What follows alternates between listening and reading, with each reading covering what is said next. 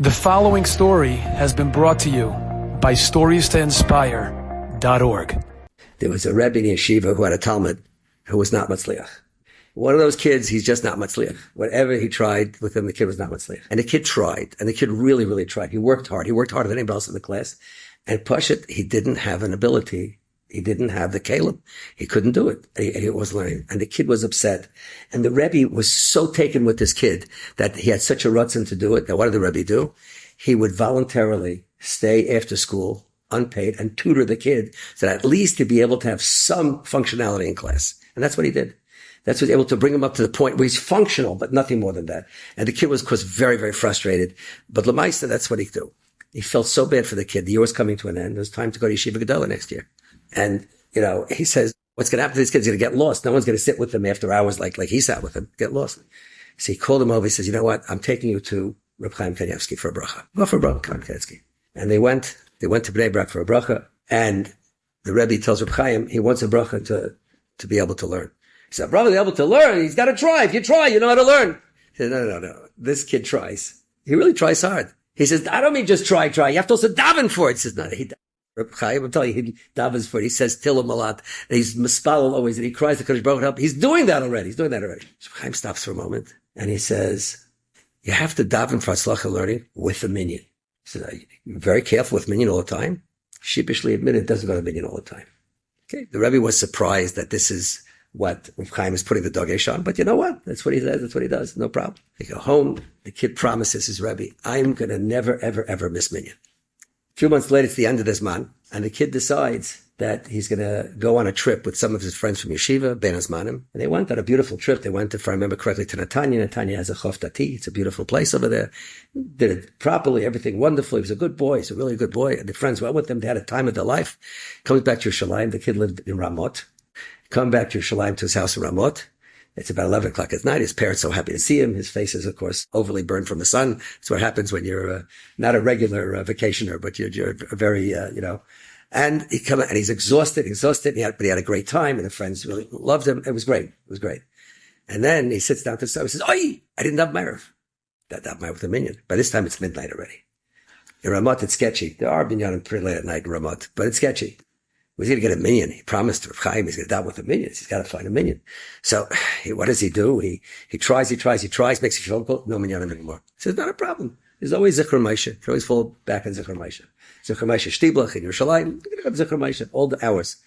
He leaves his house. He waits for a bus. The bus is stopping about 12 o'clock. There's no more buses anymore. So he goes down to the road. He's waiting for a hitch. He's waiting. After a few minutes, he says, you know what? He's going to start to walk. There's no one coming. It's late at night. As he's walking, suddenly someone stops for him, gives him a hitch. He arrives at Zichron Moshe Shtiblach, 1:30 a.m. He comes at 1:30 a.m. There's 4 people who are waiting for a minyan. And it's really quiet. It's crickets out there. It's really, really quiet. Nothing's happening. So they want to go home. He says, no, you can't go home. He says, he says, why not? You understand? I made a promise, and I said, Chaim Kanievsky, can't go home. To make a long story short, he dragged them on at 3 o'clock. A 10th person walks in, and they start davening. They daven Ma'ariv. And he is so behislavas. He said, HaKadosh Baruch Hu sent him a minyan at 3 o'clock in the morning. He's like so thankful HaKadosh Baruch Hu did this for him.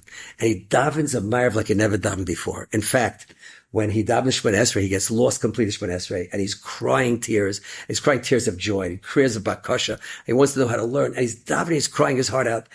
And he davened Shemona Esrei for about an hour and 15 minutes. And when he opens his eyes after Shemona Esrei, they're all long gone. There's nobody there. By this time, it's like close to 4 o'clock in the morning. 4 o'clock in the morning. Nate says about 5:30 a.m. He says he's going to go back to Ramot. No, silly. He's going to wait. He'll daven Vasikin over there. Hayas daven tefillah. Borrow tefillah. It's not the end of the world. The Yid gets chanetza. Fine. In the meantime, what does he do? He goes over to Sfarim Shag. He takes out a Gemara. He opens the Gemara. And for the first time in his life, all the letters are lining up.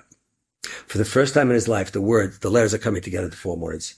For the first time in his life, the words are making sentences. And for the first time in his life, the Blot Gemara makes sense to him. And he's sitting there and he's blown away. He can't believe this. And he's sitting there and he gets such a chesed to learn. He blows past Pasikin, he blows Pesbit, and finally it's like Zman Tefillah. He says, it's Zman Tefillah already. He's so absorbed in his learning. And he goes, he borrows some tefillin, puts on tefillin, and he says, you know what? I can't just go home right now. I got a geshmak. Who said, how do I know this is going to last? Maybe I just feel this today. And he takes out the sefer again, and it's after Chatzos. It's 1 o'clock, 2 o'clock on a Friday afternoon. And he said, his parents are going to worry. His parents are going to worry about it, right? Okay. So finally, 2 o'clock in the afternoon, he gets home and he tells his parents it's amazing thing that happened to him.